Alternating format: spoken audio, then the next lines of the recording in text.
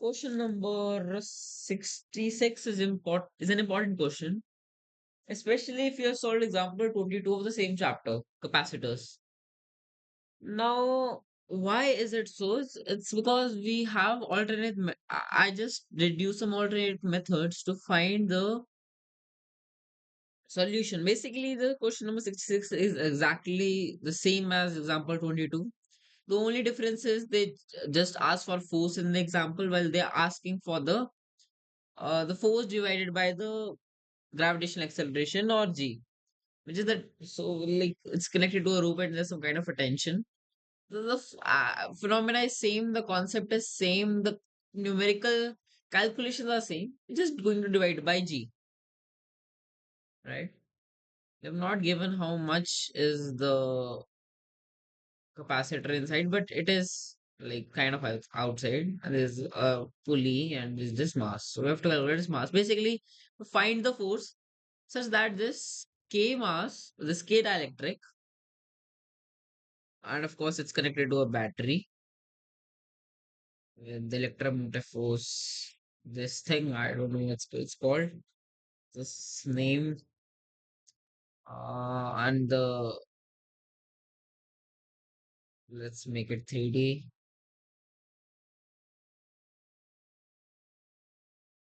Yeah, this width is given B, the length is given L.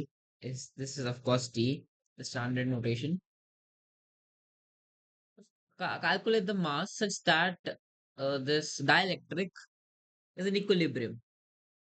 Now we can solve this question by exactly the same method as this did in example number 22.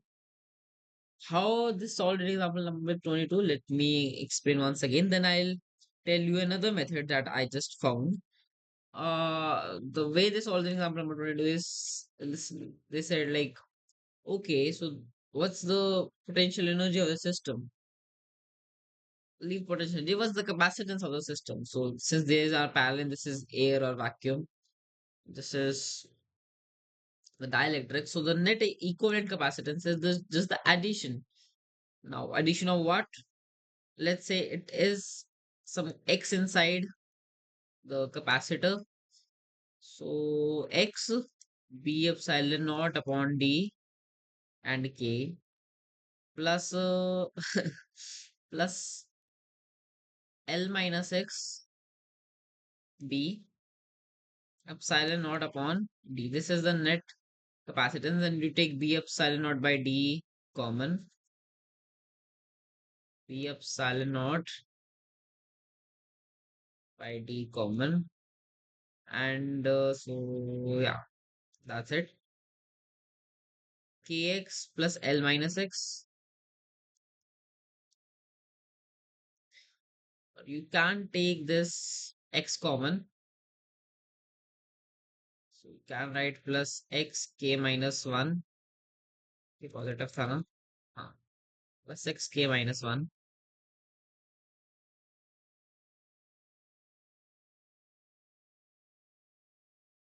Now what you have to do is uh see, you have to write the formula. Work done by external force is the change in the internal energy, which is the potential and the kinetic.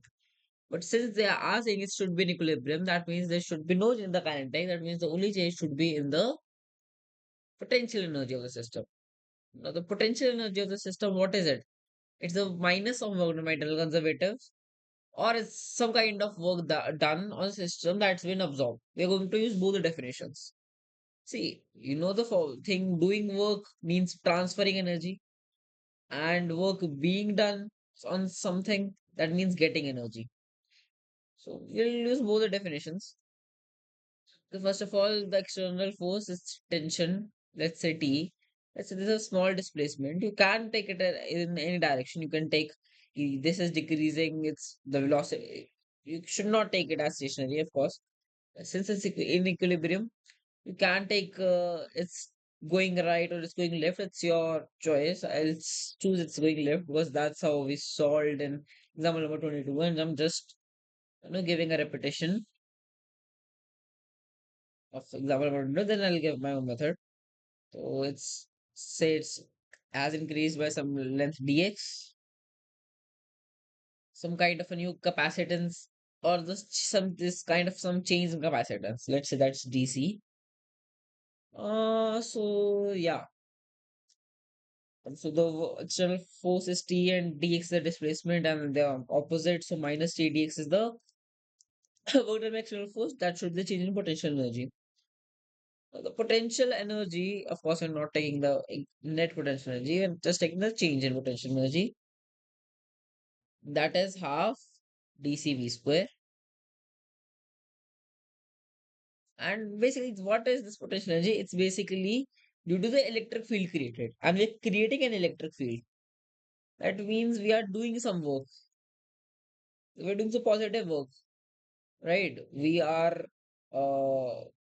Uh, we are taking it inside. Some kind of an electric field is being manipulated. We are doing some kind of a work that's adding on to the energy. The energy is not decreasing, the energy is increasing because capacitance is, of course, increasing. So, energy of the system is increasing. The energy due to the electric field, which is half dCV square. So, you can just take, du or something like that. But it's not the net du. So, half dCV square.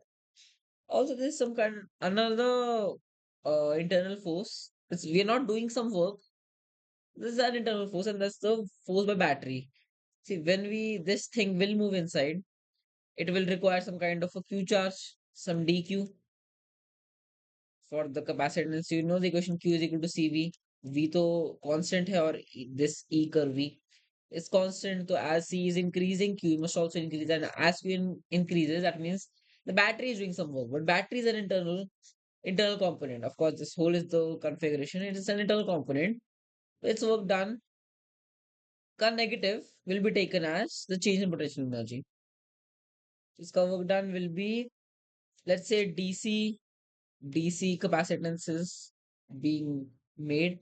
So DC, it's not V square. It's as given in the question. It should be E curve or E curve V, whatever you call. So DC, work done by the battery is DC. The capacitance, it gives the charge and charge into the potential difference, which is dc square. But remember, it's an internal force, so its work negative will be to change the potential energy to negative sign. So you take the negative of the whole thing. So T dx is equal to dc e curve square minus half dc e curve square.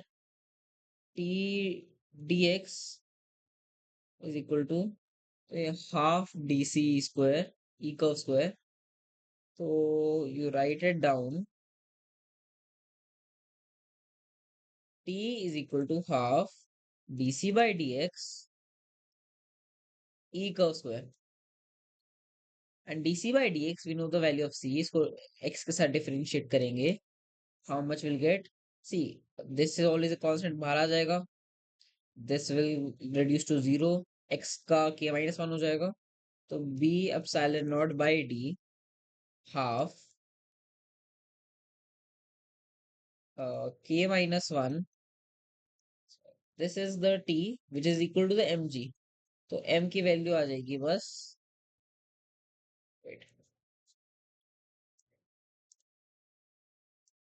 So let me confirm. Wait. B epsilon naught B epsilon naught E square, E curve square, K minus 1, 2 dg. Okay, but you do not have to go with this lengthy method of differentiation and all. I have a better method. So what that method is, it's basically we are using the same kind of equations, but just we're not will not use much calculus, we'll not differentiate. The dx will cancel. So let's say there's some delta x displacement. If you don't know, you can take dx if you want to cut, but you have to like ignore a bit of mathematics, as cutting infinitesimally small things is maybe not allowed, maybe, but I don't know. Anyways, I am not want to comment this 3D figure. So yeah, so and we do not need to calculate the equivalent capacitance. How will we do that exactly? See, I'm going to use the same equations. What was that? TDX is equal to half DC is we got here, and we differentiate it. But you can say, what can you say about this DC? DC means a change in the capacitance. So as this thing is going inside, we have just assumed, could have assumed it's going outside, but I have assumed if it was going outside, the work done by this force would be and a positive work, so plus D8, TDX, and maybe we would not have to take negative, but you get the same answer. But we have assumed it's going inside because example 22, they assumed it's going inside. So that's why I do not want to raise confusions. So we got to this equation simple. DC means the change in capacitance. Now, as it's going inside, see, since it's in parallel, you just add and यहाँ पर तो there is no difference in these points, there is no difference, so the addition finally and the addition initially will be same. Final addition and initial addition will be same. Finally when these two are added and initially when these two were added, they will they will give the same answer. They will not come in DC. What will come in DC is this extra cuboidal thing that will go inside, or you can say planar kind of thing since dx is so small. Now see, one thing is that since it's going inside, so you can say A ups by the formula A epsilon naught by D. Just for this, calculating the small change in capacitance, A is B dx epsilon naught by D. And since K is going inside, KB dx epsilon naught by D is the increase in the capacitance. It's DC. No, it's not. See, uh, when we added initially these two, when this thing was not there, when this dx was not coming, was not there, we had this whole thing as air and this whole thing as dielectric. Now we have this, just this thing as air and this whole thing as dielectric. So dielectric has come, but it has come by replacing the air. So the air that was initially present, that should also be subtracted. Getting the point, right? Since this dielectric is going to take the space of air. See, I think I should rather try to make it a bit easy for you. Let's say this some variable, only this thing. This thing is some variable C.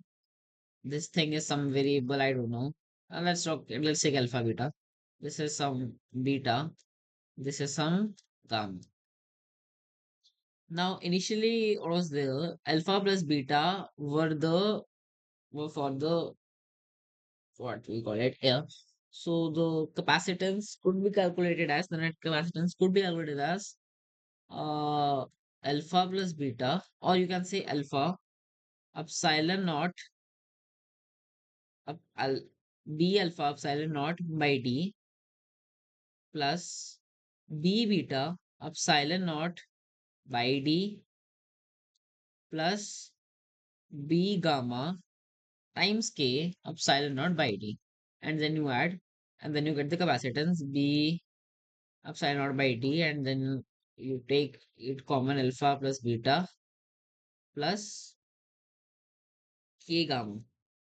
But now, so this was the initial. What we have take what happened is this has come. So net capacitance for the formula what has become this key, this thing has become k, right? So so finally if we calculate, it will be alpha plus, because this thing has become k, when we take common, when we'll take common, it will be k beta plus k gamma.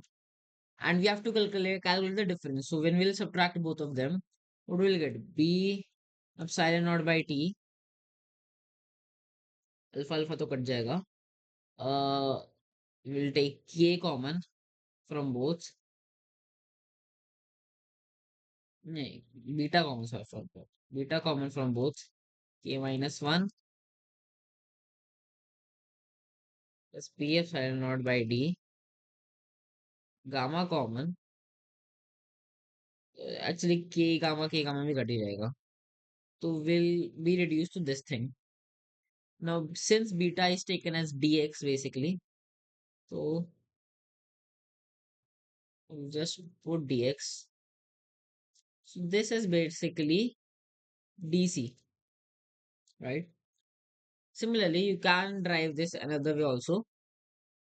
Kb dx epsilon naught by d is the change due to this coming inside, and another change is due to the air going out, because the air की जगह is being taken. So b dx epsilon naught upon d is minus because it's not there, it's getting subtracted. You can drive it by this thing also, as I drive and drive it by this thing also, but at the end you will get b dx epsilon naught by d k minus 1. Here also get b dx epsilon naught by d k minus 1. ठीक है. तो मैंने ऐसे भी दिखा दिया alpha beta gamma लेके three constants and then you subtract, क्योंकि के आ गया and then you get this, और you can do by this. Whichever methodology you find good, you apply. Yeah, it's your wish. And it's I don't know, it's 12:30 of the morning, not afternoon, but of morning. So it's basically the time to wish birthdays. But anyways, I am dx. So see, this is dc. Just derived it. Don't ask how. I'll beat you. Sorry. So b dx epsilon naught, dx is the infinitely small variable, right? K minus 1 d, and e curve or electromotive force squared. No, this dx and this dx cut, and the final t, which is the mg. तो g उधर ले जाओ यार, इतना इतना तो. b epsilon naught e curve square k minus 1 2dg, which I think is the correct answer. Epsilon naught b e curve square k minus 1 2dg. Now you use, it's your wish, you use the calculus method or you want to cut dx, but then you have to know, have the brain to do this. But I think doing this is much better than having to differentiate, because it's not very easy to know unless and until you've memorized the things. So yeah, that's it. That's it. Okay, bye.